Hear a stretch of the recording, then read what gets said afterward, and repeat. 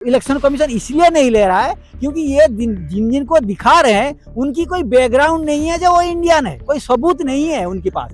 तो चलिए इसी आधार पर ये आर्गू कर रहे थे, लेकिन सुप्रीम कोर्ट तो इस बारे में कोई स्पेसिफिक टिप्पणी नहीं दिया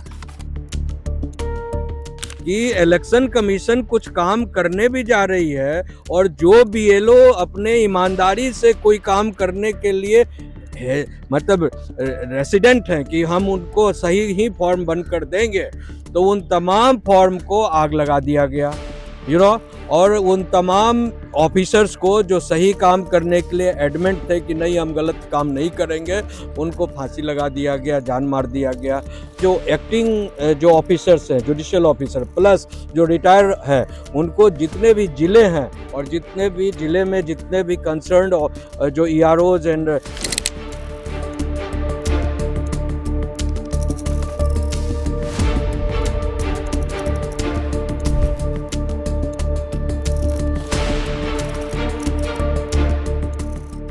क्या बंगाल में केवल बांग्लादेशी ही रहते हैं? ये तमाम जो बांग्लादेशी जो घुसपैठिए हैं उनको बंगाल बाड़ी से जोड़ दिया। आज सुप्रीम कोर्ट में फिर एक बार SIR का मुद्दा गूंजा और ये गूंजा पश्चिम बंगाल को लेकर। एक नया शब्द और जुड़ा उसमें, बंगलार बाड़ी। अब कहोगे बंगलार बाड़ी, जो बंगला भाषा जानते हैं वो अच्छी तरह जानते हैं बंगलार बाड़ी क्या है, घर। और ये की योजना है जो पश्चिम बंगाल सरकार ने चलाई थी, लोगों को घर दिए थे, और ये घर का जो सर्टिफिकेट है, प्रमाण पत्र है घर प्राप्त करने का, वो इलेक्शन कमीशन उसे नागरिकता के प्रूफ के रूप में नहीं मान रहा है, ऐसा आरोप है। इसको आरोप को ये आज जुड़ा इसमें, और इसमें सुप्रीम कोर्ट ने आज क्या क्या निर्णय दिया है मैंने उसको पढ़ा, पर कानूनी तौर पे उसके क्या मायने हैं, क्या क्या उनको समझने के लिए हमारे साथ हैं वरिष्ठ अधिवक्ता ध्रुव कुमार जी और मोहंती जी। सबसे पहले ध्रुव कुमार जी, ये सर आपके पास। नमस्कार। आज जो ये बात हुई, ये बात किस बात को लेकर की थी और सुप्रीम कोर्ट ने इसमें क्या कहा? देखिए, मेन बात जो थी आज, तो मैं आपको इसलिए कि अब जो मैं बोलने जा रहा हूँ इससे आपको साफ जाहिर होगा कि जो सवाल आपने जो है घेरे में डाला है बंगलार बाड़ी का, तो बंगलार बाड़ी किन किन लोगों को मिला? क्या बंगाल में केवल बांग्लादेशी ही रहते हैं कि बंगाल के जो मूल मानुस माटी की जो ममता बनर्जी बात कर रही थी और उसी का प्रॉमिस देकर बंगालियों का वोट ली, जीत कर आई पहली दफा, और फिर उनको धोखा देकर ये तमाम जो बांग्लादेशी जो घुसपैठिए हैं उनको बंगाल बाड़ी से जोड़ दिया। बंगलार बाड़ी देसी लोगों को भी तो मिला होगा? नहीं, बिल्कुल नहीं। आप देख लीजिए 99.999% जो है तमाम वो घुसपैठियों का लिस्ट में नाम है जो बाहर से आए हुए लोग हैं, जिनका मूल बासिंदा जो वहाँ के हैं, वहाँ से कोई लेजिटिमेशन नहीं है, कोई लीगेसी नहीं है, कोई लेजिटिमेशन नहीं है।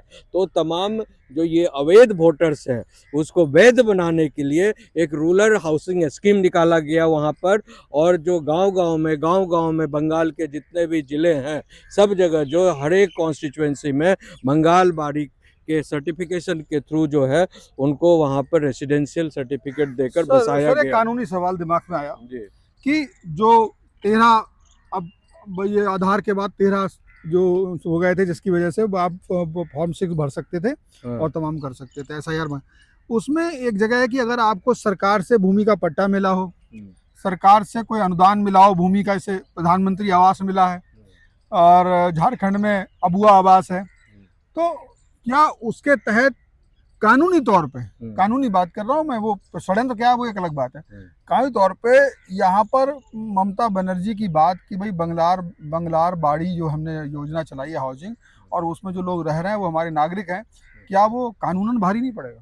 बिल्कुल कानूनन इसकी जो अगर जुडिशियल इंटरप्रिटेशन की जाए और जांच पड़ताल अगर सही ढंग से की जाए, तो इन तमाम लोग जिनको जो बंगलार बाड़ी का एंटाइटलमेंट मिला हुआ है होम का, वो तमाम लोग 0/0 सन्नाटा पाए जाएंगे, बिकॉज उनका कहीं से कोई जो है लीगेसी, फैमिली लीगेसी या लैंड लीगेसी या जो जो पूर्वजों का जो एक लीनिएज होता है कहीं, तो वो नहीं पाया। ममता बनर्जी ने उस क्लॉज का फायदा, मतलब ये तैयारी थी कि यहाँ से तो एंट्री हो ही जाएगी वोट?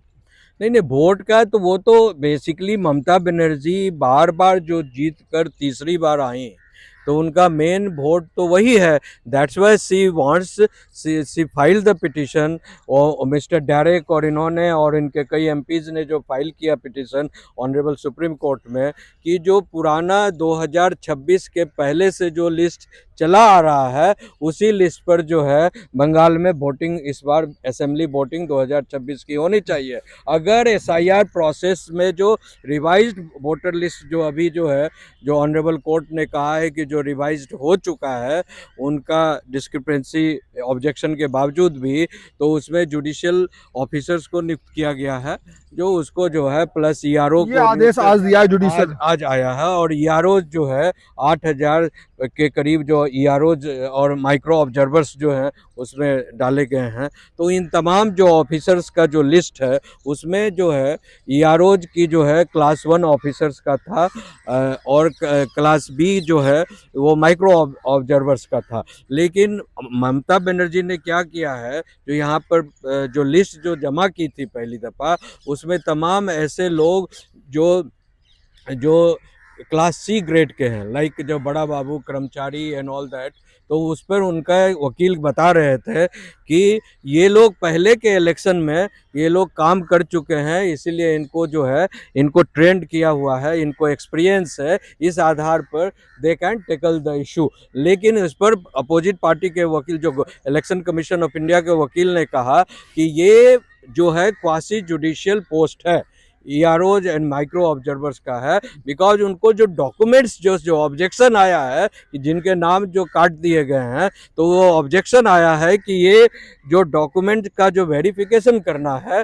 तो एक क्लास सी के ऑफिसर्स नहीं कर सकते हैं, मजिस्ट्रियल पावर उनके पास नहीं होती कोर्ट है। ने वही कह दिया। हाँ, तो कोर्ट ने कहा कि काइंडली जो है इसको जो है जुडिशियल ऑफिसर्स जो ऑनरेबल हाई कोर्ट कलकत्ता को direction honourable supreme apex court ने आज दिया है कि आप जितने भी जो एक्टिंग जो ऑफिसर्स हैं जुडिशियल ऑफिसर प्लस जो रिटायर है, उनको जितने भी ज़िले हैं और जितने भी ज़िले में जितने भी कंसर्न्ड जो ईआरओज एंड माइक्रोज के पास जो कंप्लेंट्स आए हैं, जो डिस्क्रिपेंसीज का सवाल है, तमाम इशूज़ का जो है 28 तारीख के पहले, 28 फरवरी ये उसके पहले जो है आप उसको ऑब्जर्वेशन रिपोर्ट दे दीजिए, तो सही है फाइनल कर गलत दीजिए। है, और 28 तारीख तक आप पब्लिश कर दीजिए रिकॉर्ड को, और जो बाकी जो बचा हुआ जो रहेगा उसको जो है उन तमाम इश्यूज को जो है वो जो judicial officers under the high court जो है कलकत्ता हाई कोर्ट जो है उसको देखेंगे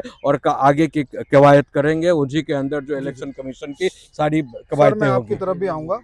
जो सर ने बात कही ठीक है, वो हो सकता है, लेकिन कानूनी पहलू ये है कि जैसे उसमें क्लॉज है कि अगर कोई अनुदान मिला हो, कोई मकान मिला हो, किसी आवास योजना या पट्टा, तो उसके तहत तो ममता बनर्जी कानूनी जो कागजी पेच होता है वो भारी पड़ेंगी। लेकिन यहाँ कोर्ट ने जो बात कही है कि दोनों के बीच, स्टेट और इलेक्शन कमीशन के बीच, ये माना है कि पूरी तरीके से ट्रस्ट नहीं है। अच्छा, तो इसके लिए ही क्या नहीं, एक्चुअली आपको मैं शुरू से बता देता हूँ, फिर आखिर तक चले जाएंगे। ये जो बंगला बाड़ी से इशू स्टार्ट कर रहे हैं आप, हाँ, ये बंगला बाड़ी मतलब क्या है ना, बंगला घर है, मतलब हाउसिंग स्कीम को वेस्ट बंगाल की लैंग्वेज में बोलते हैं बाड़ी, बंगला बाड़ी हो गया, ठीक है, हाउसिंग स्कीम है। अच्छा, ये हाउसिंग स्कीम जो आप कह रहे हैं ये जायज या गलत है? ये बंगला बाड़ी जो स्कीम है, इलेक्शन कमीशन ने क्यों नहीं माना जब उनके क्लॉज में? वही मैं बता रहा हूँ आपको, एक एक बात बताता हूँ। ये जो बंगला बाड़ी स्कीम है, जो हाउसिंग स्कीम है, इसकी अब एक कानूनी आधार पर दिया जाता है। तो ये जिनको दिया गया, इसमें 100% जो अगर 100 लोगों को मिला, इसमें 100 से 100 को गलत मतलब सही तरीके से नहीं मिला, क्योंकि इसमें भी आधार देखा जाता है। जो ये आदमी इधर पे मतलब वेस्ट बंगाल में या इंडिया में पैदा हुआ था, इस तरीके से नहीं मिला। सुनो, इंडिया में पैदा मतलब असली इंडियन है या नहीं है, उसी आधार पर दिया जाता है। अगर असली इंडियन है नहीं, उसके पास कोई प्रीवियस डॉक्यूमेंट कुछ है नहीं, लेकिन उसको मिल गया, तो ये गलत तरीके से मिला, ठीक है ना, एक बात है।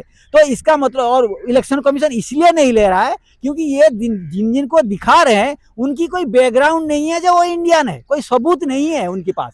कुछ लोगों के पास, जिनके पास सबूत है, वो उनके पास तो ऑलरेडी आधार कार्ड फादर कार्ड है, तो ये की जरूरत नहीं है। और जो लोग ये सिर्फ यही दिखा रहे हैं, उनके पास कोई बैकग्राउंड डॉक्यूमेंट्स है नहीं है, ठीक है ना, ये मसला है। बात। तो चलिए इसी आधार पे ये आर्गू कर रहे थे, लेकिन सुप्रीम कोर्ट तो इस बारे में कोई स्पेसिफिक टिप्पणी नहीं दिया। दूसरे सुप्रीम कोर्ट ने कहा कि ठीक है, ये इलेक्शन प्रोसेस को हमने कामयाब बनाना है, इसमें कोई ज्यादा एक्सटेंशन भी नहीं दे सकते, इसलिए आप ये करिए जो 28 तारीख तक जितने हो पा रहा है 28 तारीख तक आप पब्लिश कर दीजिए। और जुडिशियल पावर, जुडिशियल वही बताता हूँ। और अब वो कैसे करना ना, इसमें क्या कहना है, कलकत्ता हाई कोर्ट का जो चीफ जस्टिस है वो एक मीटिंग करेंगे। वही बात है जो आपकी वो एक मीटिंग करेंगे, उसमें कौन कौन रहेंगे, वहाँ का जो एडवोकेट जनरल रहेंगे और एडिशनल सोलिसिटर जनरल भी रहेंगे, और वहाँ पे डायरेक्टर जनरल पुलिस रहेंगे, प्लस इलेक्शन कमीशन का अथॉरिटी भी रहेंगे। और वो क्या करेंगे, जो चीफ जस्टिस वहाँ का हाई कोर्ट है वो क्या कहना, रिटायर्ड जुडिशियल हाई रैंकिंग वो तो सर ने बताया। सर एक सवाल मैं आपसे पूछूं, वो तो सेम चीज रिपीट हो जाएगी। मैं सर पूछूं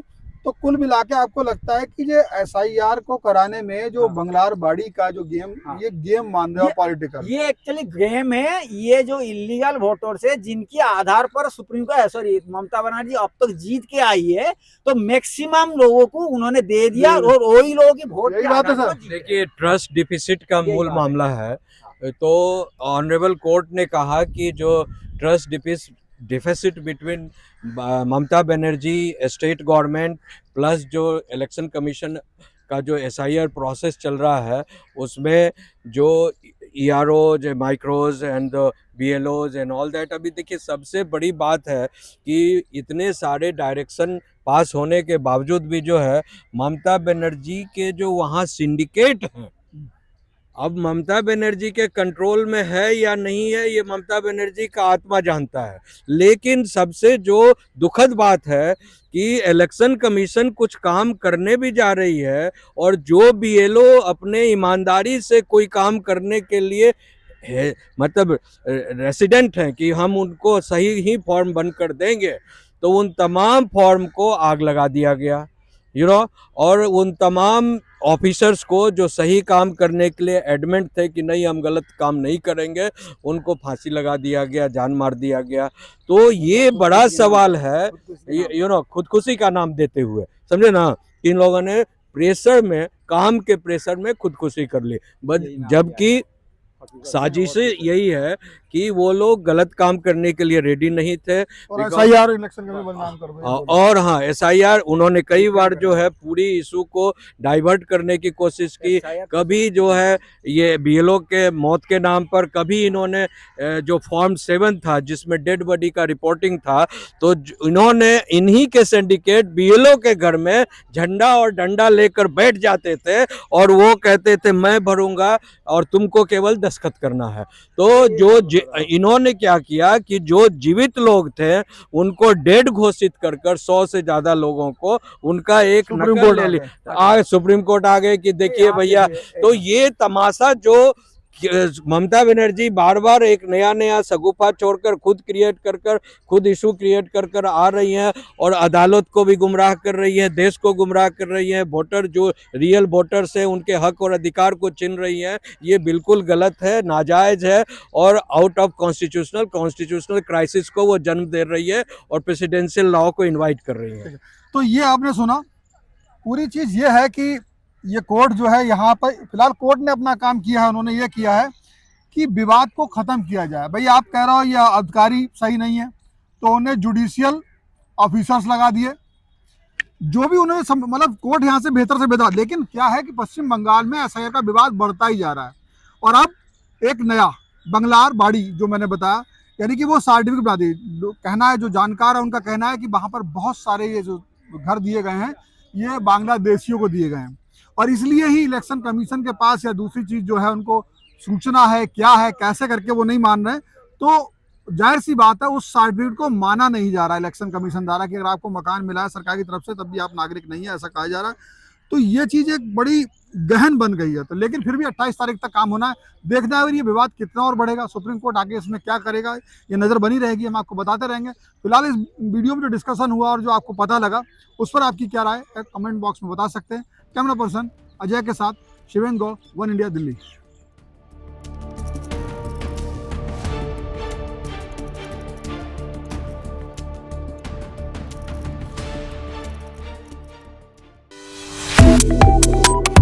Subscribe to One India and never miss an update.